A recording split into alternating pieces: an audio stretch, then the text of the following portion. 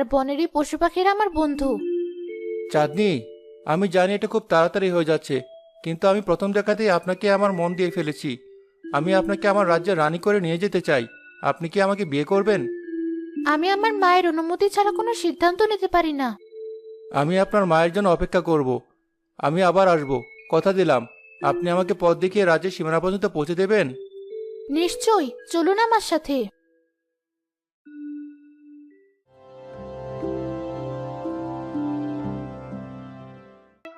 ধুমধাম করে রাজকুমার সালমান ও চাঁদনির বিয়ে হয়ে যায়। দেখেছিস লায়লা, ওই জঙ্গলি মেয়েটা এসে আমাদের সব আলো কেড়ে নিল। রাজকুমার এখন আমাদের দিকে ফিরেও তাকায় না, সারাক্ষণ শুধু চাঁদনি চাঁদনি করে। ঠিক বলেছ বোন, প্রজারাও বলাবলি করছে নতুন রানী নাকি কোনো পরী। তাকে এক নজর দেখার জন্য রাজবাড়ির সামনে ভিড় জমায়। ওকে যদি এখনই প্রাসাদ থেকে তাড়ানোর ব্যবস্থা করা না যায়, তাহলে আমাদের ভবিষ্যৎ অন্ধকার। কিন্তু কিভাবে? রাজকুমার তো ওকে ছায়ার মতো আগলে রাখে, ওর গায়ে সামান্য আঁচড়ও লাগতে দেবে না। সরাসরি কিছু করা যাবে না বোন, এমন কোনো চাল চালতে হবে যাতে সাপও মরে আবার লাঠিও না ভাঙে। রাজ্যে কেমন ভয়ঙ্কর খরা নেমেছে দেখেছো?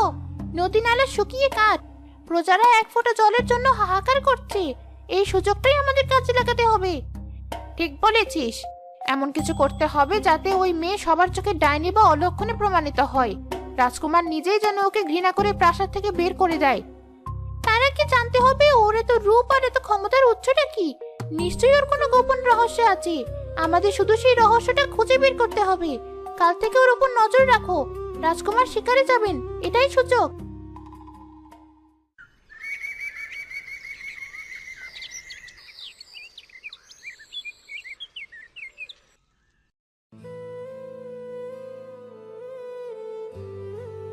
আর তো পারা যায় না ভাই। ঘরে একদানা চাল নেই, মাঠে এক ফোঁটা জল নেই, ছেলে মেয়েগুলো না খেতে পেয়ে শুকিয়ে যাচ্ছে। শুনেছি নতুন রানী আসার পর থেকে রাজ্যের এই খরা নেমেছে। মেয়েটা নিশ্চয়ই অলক্ষণে। জি জি, এমন কথা বলতে নেই। রানীমা খুব দয়ালু, তিনি নিজের গহনা বিক্রি করে আমাদের জন্য খাবারের ব্যবস্থা করেছেন। দয়া দিয়ে কি হবে? আমাদের জল চাই, বৃষ্টি চাই। যতক্ষণ বৃষ্টি না হবে ততক্ষণ এই দুর্দশা ঘুচবে না।